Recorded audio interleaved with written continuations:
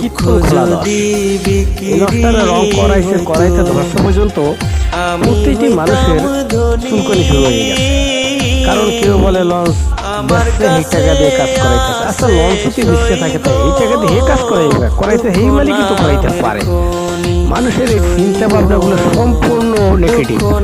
আসলে পজিটিভ চিন্তা ভাবনা করতেই পারে না। কারণ এই লসটা যখন কাজ করানো শুরু করলো তখনই প্রতিটি মানুষের চুলকানি শুরু হয়ে গেল। আসলে এই লসটারে সবাই ডরায়, আমরা যা বুঝতে পারলাম। আর এই লসটা সব মালিকরাই কিনছে কীর্তন কলা লঞ্চ, কিন্তু কোনো মালিকের পর্যন্ত নেয় না। এখানে কিনে সবাই।